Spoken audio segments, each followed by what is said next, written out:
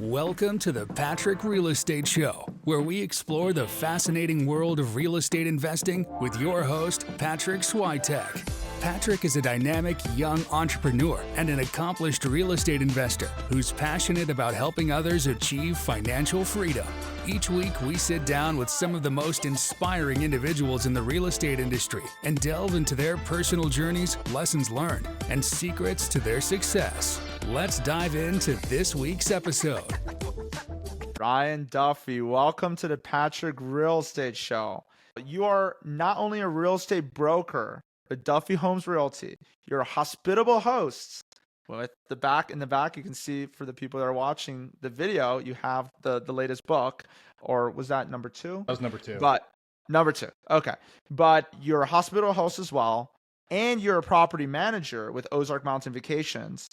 And on top of that, you build short-term rentals on land. And it's not as, at least from what you were telling me, it's not as crazy difficult as people make it out to be. And I'm excited to really dive into your story, your background, and how you've been able to create these unique short-term rental experiences through developing land. But without further ado, welcome to the show, Ryan. Patrick, thanks for having me, man. And thanks for the awesome intro. Yeah, my wife Shay and I got into this just happenstance. I was doing residential remodel work. She got her real estate license. Started out as a firefighter. That's a whole other story. I had a bunch of back injuries and surgeries and just started fresh. Wow. And figured after 3 back surgeries, swinging a hammer was probably the best move. So I did that. So I got into doing residential remodels. I had a crash course from my wife's uncle in home construction. He was a general contractor in California for 20 years. So we moved down here to the Ozarks. We're in Omaha, Arkansas, just outside of Branson, Missouri, on Table Rock Lake. Moved down here and starting fresh all over again, new careers. And he had just formed his own subdivision on land that he owned, and he was building the first house, and he needed someone to help him. So I worked for cash for the first year and a half, literally just me and him from the ground up. We dug the foundation, we poured the footers, poured the stem walls, framed it, the whole 9 yards. So I'd never done any construction work in my life before this. And then a year later, it's okay, I just built a whole house. So that was cool. So then fast forward a few years, I'm doing that. Shay's doing real estate. And we fell into this whole STR thing. The house we were living in, she comes home one day and we've been talking for months. We've outgrown it. We got to build an addition. We got to build a garage, this, that, and the other thing. And we kept saying, this would be a really cool place to vacation, but it's not great to live in. And so finally one day she's, let's put this thing on Airbnb. I bet you'll make 30 grand a year. I'm like, there's no way. No one's ever heard of this place. Omaha, Arkansas. Yeah. She's like, yeah, but we're outside of Branson. We're 20 minutes away. We're on Table Rock Lake. So long story short, we moved our kids out of that home that we were very comfortable in into a 2-bedroom apartment up the road from us in a metal shop building. And it didn't do 30 grand a year. It did 80. It just knocked it out of the park. And what year was this? 2019. So wow, that's before COVID too. Wow. Yeah. To be fair, 2019 did 52, and then after that, it's consistently done 80 to 82 since then. Amazing. So within 3 months of that thing going live, it matched my net take-home pay from doing remodel work. By the time I figured in my 12-hour work days, the fuel on my vehicle, tools, insurance, all this stuff, I'm just gonna do this Airbnb thing. So I got my real estate license, started selling real estate with her. We had our second property, then our third property, so I just snowballed. But then what we ran into, and it was, we got bored with the inventory that we had, right? So what we've been remodeling and setting up as Airbnbs, as short-term rental properties, we're in a very rural area. There's not a whole lot of housing around us, but it works very well in Omaha, Arkansas, because there's no planning and zoning, there's no restrictions and no permits. So it's like the Wild West. We do whatever we want here. 10 minutes north of us in Southwest Missouri, it's heavily restricted. So you can't buy a residentially zoned property and put it on Airbnb in Verbo. So all the inventory that's available in Branson itself in Southwest Missouri, it's either zoned condo or commercial. If it's zoned commercial, you're paying through the eyes for property taxes. In my opinion, that's 9-10 grand a year. I know some parts of the country that's not bad. That's nothing. But hey, I'm from California, so I know you got to know who you're talking to. This guy's from California. And I grew up in Chicago, so I came down here. I'm like $400 a year in property taxes. Oh, that's where I grew up too. Which part of Chicago did you grow up in? No way, Portage Park. Oh, cool. North suburbs. I want to clarify. North suburbs of Chicago. I grew up in Glenview. Oh, I went to high school at Conant, Hoffman Estates.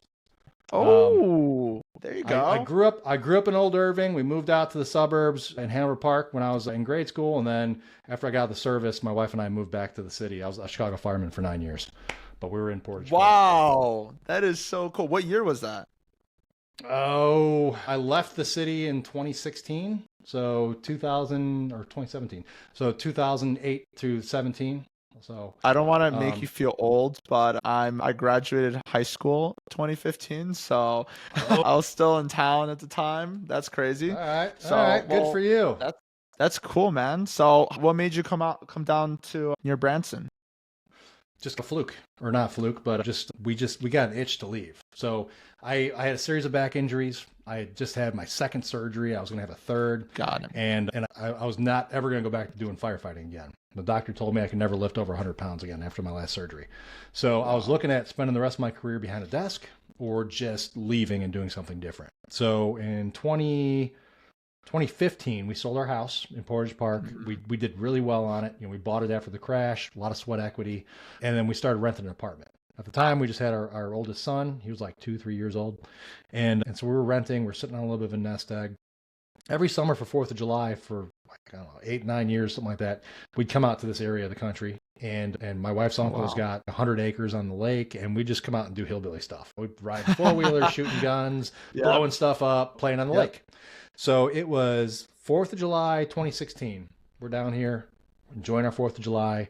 I was getting ready to have my last surgery, and we just didn't want to go back to Chicago. We had a basement apartment, all concrete in the yard, and our son just loved it out here. He's just running around, peeing on trees, a little animal. And we're just like, we just don't want to go back. Like, we're like depressed about it. And we started driving. We got about halfway home. We got to St. Louis.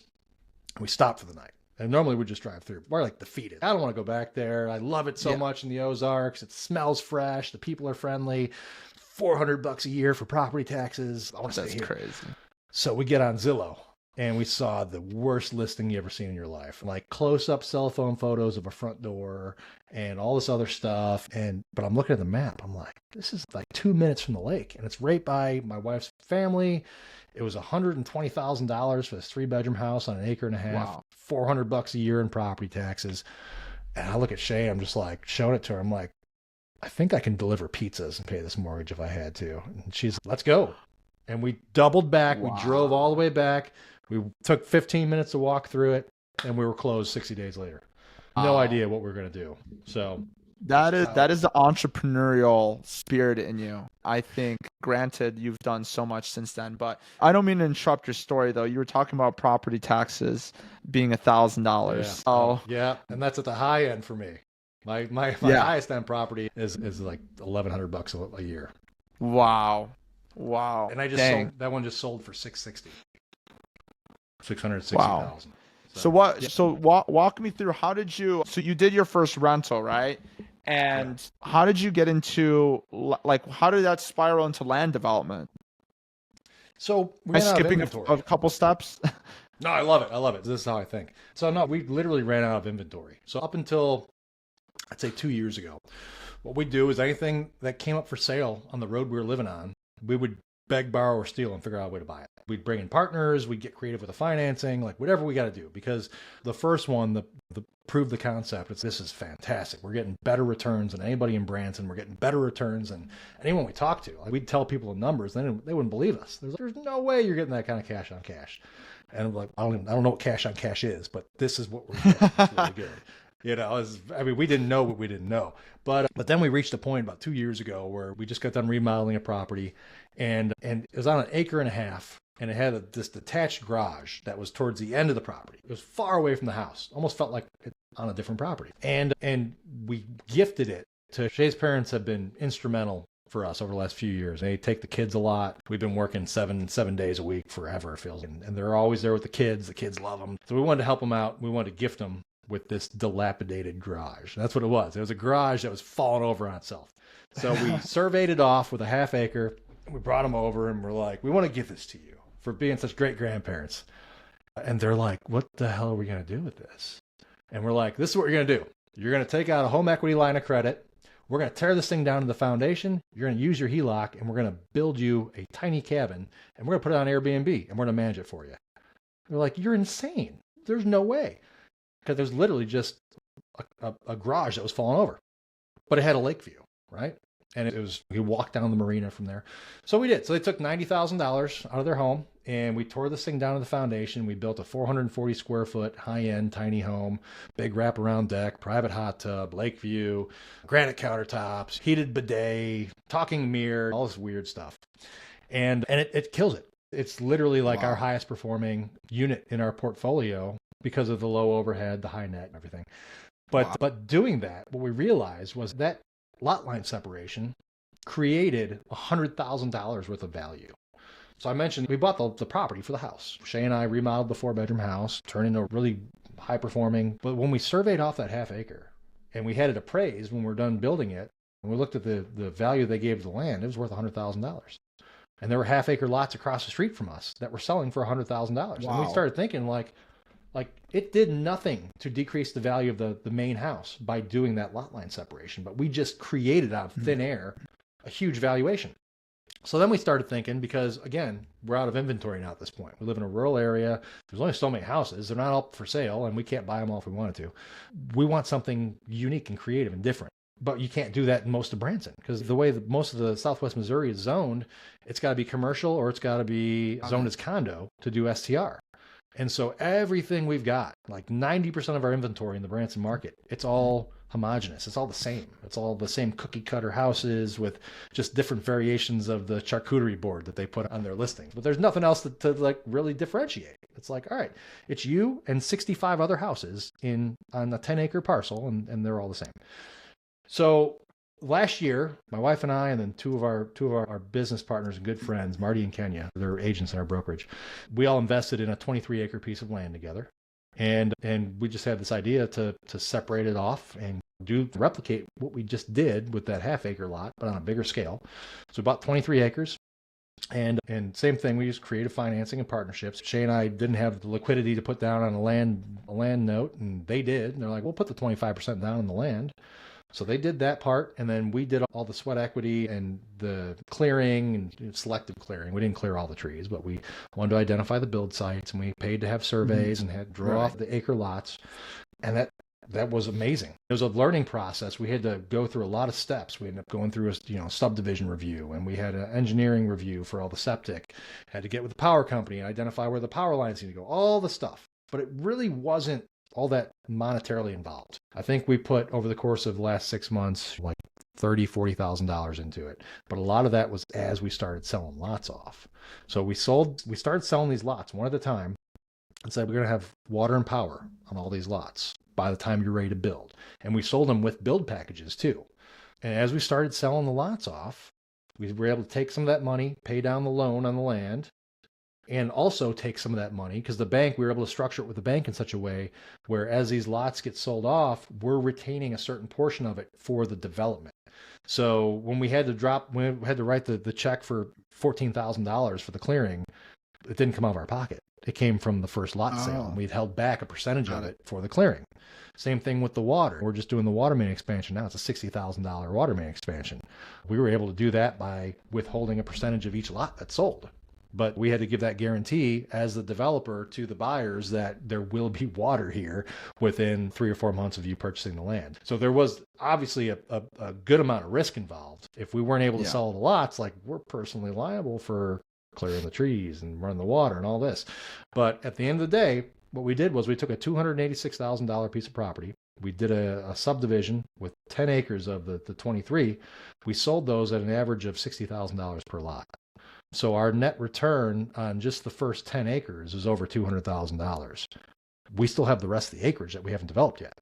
Wow. So now we've got this other portion that's completely paid off. And by holding it to the very end, we've demonstrated the market value for it by selling off the smaller parcels across the street. So the smaller parcels with no view whatsoever are selling now for $65,000 an acre. We've got this 8-acre piece that's got a lake view, and it's got water, power, and sewer on it now because we've run all the utilities down through there, that I think fair market value is $250,000. So now what we've done over the last year is we've taken this piece of property that as far as I was looking at kind of cash flow, looking at about $70,000 down up front and then $20,000 to $30,000 in improvement cost as we held it. But then since we sold the lots as we went, I think we only made like 2 payments on the monthly note because we started selling lots right away. And then we wouldn't have to make that month's payment. And then that would pay, like I said, for all the improvements that went along the way. That did a few different things for us. That allowed us to make a pretty substantial amount of cash return in a short period of time with minimal cash involvement or cash needed to invest. And it's still fairly substantial, but it also allowed us to have kind of a blank canvas for what we want to provide. Because getting back to the inventory and the way that things are tending to perform now in the Branson market with all this just stuff built on top of each other, we wanted to create cabins in the woods that were on acre lots that had some separation between each other, that had room to build really cool outdoor areas. Because that's the other thing. In Branson, most of these properties, with them being zone condo, even if it's a standalone structure, you can't do anything outside because they're all built on top of each other. So there's no room for a fire pit. There's no room So you wanted to make it remote because that's what appealed to people in the space, is to be in the middle of nowhere, like that kind of thing. And so you basically you knew that there was demand coming to Branson and that was traffic drivers there. So you were trying to go outside of the city because that's where you were, and you realized that people really enjoy going outside of the city where the traffic drivers are and being able to be in nature. And that was 100%. Instead of being on top of each other. And that was valuable. That's why we came here. That's why we've been vacationing here for almost 10 years before we decided to move here. We would drive right through Branson on our way to come here to vacation. And we might go up there for one day out of the week we were here just to say we took in a show or do the go-karts or whatever. But I grew up in Chicago. I'm used to concrete and overhead power lines and millions of people around me. I do not want a vacation surrounded by thousands of people. For us, when we got down here and we would turn onto a dirt road and you just have a tree canopy over your head and you'd see the lake off to the side of you, that was vacation. So it was this whole development idea. It was purely selfish because this is what I want when I go on vacation. We could have taken the 23 acres and put a bunch of condos on it. I could have probably raised the capital for that pretty easy. But then we're destroying what we fell in love with about the area. Right. And I think from a long-term appreciative standpoint, I think that's going to work so much better because again, that goes down to the root of why people come to this area. And so I think as a short-term rental operator, as an investor, if you take that same kind of philosophy, and obviously different parts of the country are going to be performed differently. They have different demand, cycles and everything else. But why can't you buy a house on a bigger piece of acreage, assuming that you can fall within those planning and zoning restrictions and guidelines and all that, and do a lot line separation or do your own subdivision? You don't have to go in and put in roads and run all the underground power or all that. There's different ways of going about it. But you can help develop the community around you in such a way that maintains what you love about it and still be profitable. So I think what's making me realize more and more, because my market is Joshua Tree, right? And a lot of times people come out there to get away from everything. We have a town, Joshua Tree town, and there's also Yucca Valley town, but people don't escape from LA to be in a town. The properties that crush it are the ones that are on a dirt road, 3 miles. There's fuck all. There's nothing there. It's just desert landscape with beautiful mountain views, boulders. That's where people want to be, is in this crazy stack of boulders, like just being in nature around lizards and all that stuff, getting away from the serenity of the world. And so I have a philosophy, I think, Ryan, that people are really sick of the city in a lot of ways, and they need some way to just get rid of, like, dopamine, like unravel the dopamine. You're just so triggered by dopamine all the time. We just need to be in nature and rehab. It's just like really human. It makes it feel like, okay, this is like who I am. Like this, it just feels relaxing, as opposed to the craziness that like Chicago or a big city, even Branson in the city. There's cool things to do. You want to be within an earshot of that to be able to do all those cool things. But at the same time, you want to be out in the middle of nowhere and just be in nature. I guess, like you said, do hillbilly shit, whatever. Just be a human being. I'm not a rat in a city. So 100%, man. I didn't realize how stressed out I was living in Chicago until I left. Because for that first year after we left, I still had to go back to the city on a regular basis for medical checkups and that kind of thing. And I would get within about 100 miles of downtown. and I would just be white knuckling on the steering wheel, like, because the traffic alone, The traffic drives you insane. Oh my goodness. Your blood, like, you start noticing. Don't you start noticing when you go back in traffic, when you're not in traffic for a while? Because I go to Joshua Tree a lot, and I come back to LA, and I'm sitting in traffic, and my blood starts boiling, and I start realizing that I have a temper for this. This is crazy, stressing me out. And so you don't realize that until you have that crazy dichotomy of the stress-free lifestyle. Or you start cruising down those dirt roads, and this is long, and it takes a while to get there, but this is nice. This is nice, pretty scenery, and so that's been our focus now for the better part of the last year and a half, is trying to figure out a way to not just capitalize on short-term rentals and doing renovations, and real estate sales obviously is our bread and butter. We don't own a real estate brokerage, but we really just got disenfranchised with all the same stuff over and over again. So last year we built a shipping container house, and it's an awesome build. It's really cool. It's crushing it. It's always rented out. But so how did you build? Can we talk about that a little bit? Let's talk about like logistically how you did that. How did you find a shipping container to be able to put it on? What makes it viable versus not? Like, curious. Let's talk a little bit about. No, I get a ton of questions about that. First thing I'm gonna say is don't do it. I shouldn't say don't do it. It's really cool. It does really well. For the amount that we invested into it, I think it is a high performer, right? With all that being said, building a house out of a shipping container is not faster. It's not easier, and it's definitely not cheaper. Not if you're going to do it properly. It's harder, yes. So there's a lot of different components that go into it. We had a rough idea of what we wanted to look like, hired a guy on Fiverr to come up with the floor plans, the layout, the overall design, brought it to an architect to make sure everything was structural. But then we had to figure out how to build it, because no one in our area had ever built one before, which is why we wanted to do it. We wanted to be the only one in Branson with a shipping container house. And we didn't want it to just be a shipping container sitting on top of a hill with a hillbilly hot tub next to it. We wanted it to be like luxury, right? So this thing is 4 40-foot shipping containers, 2 of them side by side, 2 of them stacked, cantilevered on top of the first 2, with a full rooftop deck on the top level. So from the outside, it looks really tricked out. It's got all kinds of color changing LED lights and this and that, killer lake view. And then on the interior, it's all custom. So it's all custom cabinets, custom, real cool modern quartz that my wife Shay has an interior design background. She went to school. So she made that her baby, and she's got all kinds of cool finishes, and we did a lot of custom steel work. All the stairs are custom floating steel stairs, go with the industrial shipping container deal. But it was a lot of just figuring things out on the fly. So we had to lean into the guys we work with a lot. We do a lot with this welding company here locally, Southern Boy Welding Company. They helped us figure everything out as we went. But the big struggle there was budgeting, because no one's ever done one before, right? And anyone, like any kind of subcontractor you hire in that capacity, they're not going to bid it. And something that no one's ever done before, you probably shouldn't have them bid, because they don't know how much it's going to cost. So just price per hour. There's just labor and material. And that added up really quick, because we didn't know how much we needed to fabricate. We didn't realize until after we had these containers stacked on top of each other, we need more interior supports, because they're not made to stack like that. They're made to stack vertically. They're not made to cantilever. So we had to reinforce the interior with I-beams. They're not made to walk on the top of. We designed this thing with a cool rooftop deck, but you can't put a deck on top of these things unless you do it in a certain way. So we had to do structural modifications to the interior of the top to support the load of a deck. So by the time it was all said and done, we added $30,000 to $40,000 on top of our original budget. So they're just things like that you just don't know. So it's 100 square feet, 3 bed, 2.5 bath, but it's got almost 1,800 square feet, actually exactly 1,776 square feet of deck space.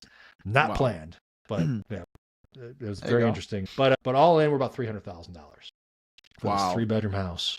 That does not include the land, does not include the furnishings. Definitely would have been cheaper and faster to do a conventional build that just looked cool. So, you know what's funny? I'm looking at 300,000. I'm like, that is nothing. But at the same time, 300,000 doesn't get you anything in LA. Yeah, and again, to be fair, that's just the build cost. That didn't take into account the lot. We paid $80,000 for the quarter lot that it sits on. No, utilities I worked into my build costs. All in with furnishing and everything, I think we're right around 420. So still pretty reasonable, I think, for that type of product. It's on track to do probably $90,000 in revenue this year. Oh, wow. So I think all in all, like I said, I was over budget on a number of items I just couldn't account for, but I feel pretty good about it. But one of the weird things with dealing with people on the build side, clients in general, we end up doing this with equity partners. So it's a little easier. I like that game because we didn't necessarily have to answer to somebody that wanted a custom home. It was just, they were buying into our idea. When you look at a price per square foot and you look at the average price per square foot for other things in our area, we were way high. But then you say, this is a luxury shipping container home. So what the hell are you comparing it to? Can you appraise? How does that appraise then? Like, how did you guys get it? You can't, right? Lenders are not going to touch that. It's like a mobile home. Yeah. So it's just a cash flow play. That was the issue. But it didn't start out like that. So we had an end buyer. We had it under contract for someone to buy it as a spec home. And the lender he had was going to finance it once it was completed. They wouldn't give us a construction loan on it, but they said once it's complete and it's got the level of finish and quality that you're trying to describe to us, then yes, we can finance it. Up until that point, we tried to get a construction loan on it. I talked to every lender in the area and a bunch of national lenders, and people just couldn't wrap their brain around it. And like a house built out of shipping containers, like a mobile home. I'm like, no, it's going to be literally welded down to a foundation. This thing's going to be tornado proof. One of the questions I had a lender ask me was, can you back a truck up to it and pull it away? No, it's 4 giant steel boxes welded to each other. And then we've got it sitting on 3 foot wide by 3 foot wide concrete piers going 3 feet into the ground that have steel plates embedded in them, and they're welded to it. This thing it's like a bomb shelter, but that's crazy. I couldn't get a lender to wrap their brain around it. So one of the lessons, Ryan? I think I learned off of that. So what's crazy about that, just going to chime in real quick. What's crazy about that, we tried to get financing on a hexagon shaped house, like a dome house. Oh yeah. And like it was already done. It was a done house. It was like a legit house. Nothing different about it. But they wouldn't lend us. They wouldn't lend on that. Like they would not finance it. And so I can't imagine like shipping containers. But anyways, what is the biggest lesson you learned from that? I was being too honest, or not too honest, but too open and too descriptive. Because I had a lender after all this went down. So this whole thing, financing fell apart. This was right around the end of last summer when interest rates started going up, banks started tightening up. So my original buyer's lending fell apart. They withdrew his pre-approval, said we cannot finance a shipping container home. So then we're going to be stuck holding the bag for the build costs, and it just wasn't going to work. So we were able to shift gears and get equity partners to buy into it. So it worked out in the long run. But then I talked to a lender after this was all said and done, explained the whole situation to him. He goes, why didn't you just tell your bank that it's a steel frame building? What are you talking about? Because you keep saying over and over again, shipping container house, and no one's going to finance that because no one knows what that is. No one does that. Why didn't you just say it's a steel framed building? I'm like, holy shit. I should have, because it is. Yeah. I'm not lying, If I go to the bank and say, I'm going to build a 1,300 square foot steel frame building, here's my pro forma, here's my build cost, they'll lend it in a heartbeat. But the fact that I kept saying over and over again, shipping container house, shipping container house. So you shot yourself in the foot. I did. And I had a client I worked with last year. It's a very similar situation, but not shipping containers, tiny houses. He was in a great financial position, great credit, great equity in this property he owned. And he had a plan to build this tiny house community for short-term rental on his existing property. And his bank kept shooting him down over and over again. And finally, 6 months into the process, he goes back to the same bank and he says, I want a loan to build these 6 cabins on my property. Nothing else changed. The same blueprints, same pro forma, same loan application. But instead of calling them tiny homes, he called them cabins. And they approved the loan. Because it's all... So much of lending and financing is relational, right? So if you talk to a lender, that's a human being. They have to understand what you're doing. Yeah. And if you say certain buzzwords that scare them, they're not going to lend on it. If you say, I need a dome house. What the hell's a dome house? What the heck is a dome house? Yeah. We got to put our heads together because I'm trying to figure out a way to finance geodesic domes. If I can figure out a way to finance geodesic domes, I've got some cool plans for those, but I can't find anyone. That's awesome. That is, that's really cool. I do have, not those domes necessarily, but I do have, what I do as an amenity on some of my properties is we have this $4,000 like outdoor dome that's made out of plastic, but it survives crazy wind in Joshua Tree. And it it's incredible. We put on a deck. We put like air conditioning into it. It's got a bed. You can sleep outside, and people Nice. love it. Now, granted, it's not an extra bedroom. It's not, the main house, but it's a really cool sleeping outdoor location that costs all in maybe 10, 15K.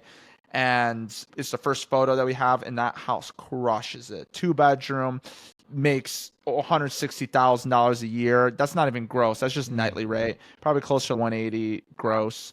So really cool. There's all sorts of things you could do as amenities, maybe not as builds, but as amenities, which is really nice. But I wanted to ask you, Ryan, if let's say somebody comes up to you, because this is going to happen, I'm sure, and maybe it has happened before, but they want to do a build on land development build, right?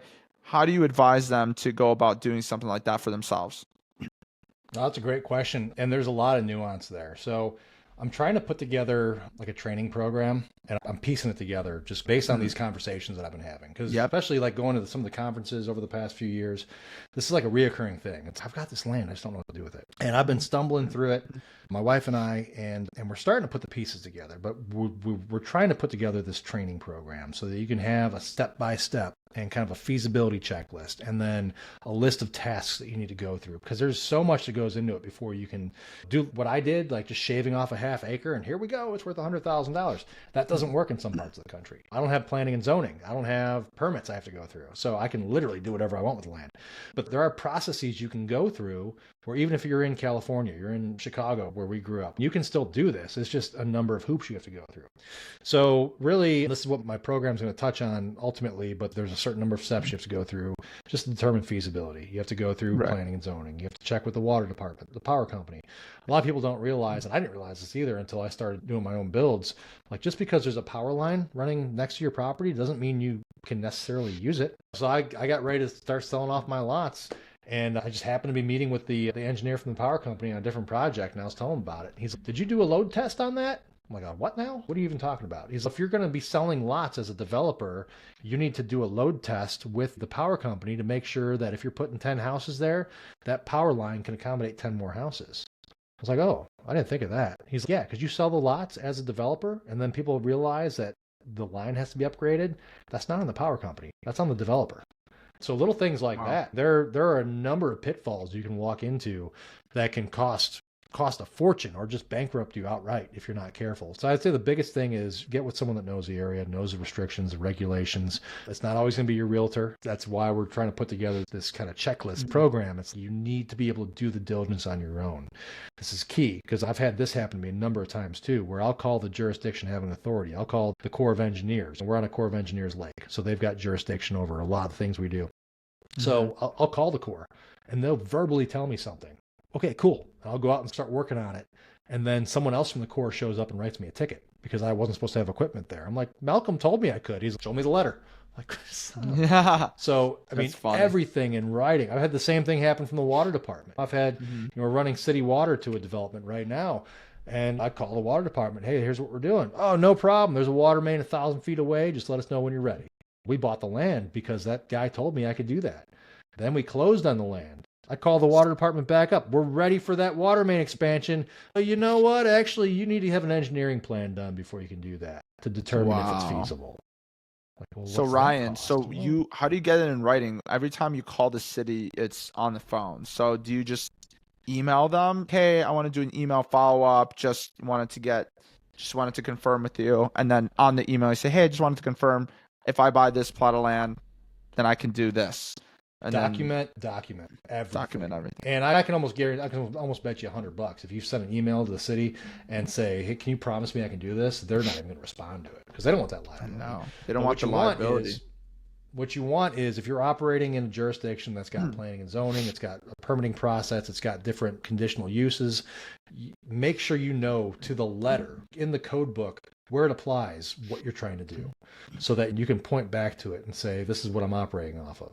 Every time you call the city to get verification for something, have a notebook. You should have a notebook for every property you're working on, whether it's a physical book or it's in your phone or on your computer, whatever. At 4:47 p.m., I called San Bernardino County, and Rosetta told me I can do this. And how do you know San Bernardino County? I just pulled some random thing out of my head. So, Dude, you because mentioned that's you're the from county that California, I so operate just in. So I don't know if you did that on purpose. That was crazy. Oh, that's creepy. Yeah. Because I Like had no San idea. Bernardino I had no County idea. is literally our county that the name of the county that I operate in. So that was creepy, but that's cool as hell. I swear that was a coincidence. Total That's coincidence. crazy. I don't know anything about California, but for some reason, San Wow. Bernardino popped in my head. That blew my mind. Okay. What's Good. crazy, Ryan, about that, I have a story for you that's really funny. So I wanted to do something, and so they give like these $5,000 fines if like you go above a certain thing, if you don't do things the right way and you don't answer within a certain time and that kind of thing. And so I told them, I was like, hey, you called and then you just never gave me a number that was viable. I like you didn't give me a number that I could call so that I couldn't address the issue. So if you don't address it in 30 minutes, like you have to pay the fine. And so it was San Bernardino County. And what happened was our phones record like automatically. I like there's just times where we need it, right? And so they were like, no, we swear to God, we did not say this, blah, blah, blah. And I sent them, I was like, no, like I have a recording. And I sent them the recording of them, not of them being wrong. And they're like, that is unacceptable. You should not be recording without people doing that, blah, blah, blah. They started freaking out about that. But then they're like, but you're right. So we didn't have to pay the $5,000 fine, thank God. But that saved our butt that we were recording. But they were like, don't do that again. But yes, you're right. Yeah, but you have to I'm still gonna freaking do record. I'm still going to freaking Yes. record you because you guys are inconsistent, clearly. And that was one of those lessons that I learned where I was like, that protected my ass. And I wasn't even thinking about it. I'm so with you. Also, anybody listening to this, don't go out there and break laws, right? There's recording laws and all that kind of stuff. You have to let them know you're recording. But it's always good to document. You can always say, hey, I'm just recording this just for my future documentation, something like that. Yeah. So for training purposes, yeah. Yeah. Right. Yeah.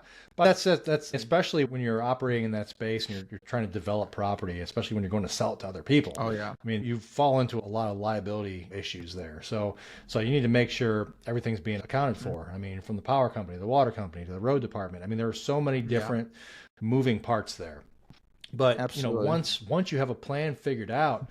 And the other thing too is you don't have to sell off all your land to make money. I've talked to people that have had a house on bigger pieces of acreage, and it's like, all right, you develop a little bit on the outskirts, or you just clear an area and run utilities to it and do that lot line separation and sell that. There's different ways that you can operate in that space without having $100 million in revenue. We don't. We've fallen into this a little bit, and we've learned as we've gone. And we've made a couple of mistakes along the way that have taught us, like, all right, this is how to avoid being bankrupt, because we almost did a couple of times. Like, oh, that could have been bad. It could have gone south on us real quick. But people are scared of the process because there are so many different moving parts to it. But once you understand the base components of it, like you can make it work for you. And you don't necessarily have to be the person that does it either. One of the deals that we're structuring right now on a real estate side of things is also on the development side. I've got a client that's got some acreage in a really prime area. It's ripe for subdividing and doing these custom vacation rental build outs, right? He doesn't have the liquidity, the capital to do all that. And it's going to take like $1 million just to do the clearing, waste treatment plant, water tower, the whole 9 yards. And so the way that we're structuring ourselves in the deal is, okay, instead of us just trying to get you to sell the land so we can make quick commission, right? What if we partner together? What if I get an equity stake in your land, you relinquish a certain amount of equity in the finished product, I'll go out and find the capital, I'll find someone to invest in it, and then we'll sell lots. And I'll sell lots as an equity partner, as a real estate broker, as a builder, and a property manager. And you don't have to wear all those hats, but it's nice if you do, because you've got 4 different streams of income for that one project. But you can operate on either side of the fence. Say you've got a prime piece of real estate, and you just don't know what to do with it. You could just sell it, and then someone's going to develop it. Or you can have a creative partnership where you still have some kind of control and say over how it becomes developed. That's one of the things that we run into here a lot. There's a lot of bigger pieces of property that have been in the family for generations. And Realtors have been going to them for decades. Oh, you need to sell, you need to sell. And they're like, no, we've had this property forever. It's a beautiful piece of land. We don't want to see it destroyed. Over and over again, I hear that. We don't want to see it destroyed. We don't want to see it turn into Branson. We don't want to see a bunch of condos. Okay, what if you partner with us? What do you want to see? Because some of these same people we talk to, they're like, oh, I'd love to build a beautiful cabin in the woods down here, but I don't have the money for it. What if instead of you selling it, or instead of you trying to come up with the money to build a cabin, what if we take this 100 acres you have and we just subdivide 5 or 6 or 10 acres? Then you can get that cash flow for yourself that you need right now for your family, but you also maintain control of what it's going to look like and how it operates. What if you take it a step further and you form... That's a total win-win. And then what if you take it a step further and form an HOA for it, and you make your trust or your family the controlling interest of the HOA? So then if you did something bigger and you did sell off lots, you still have control over what happens in that homeowners association.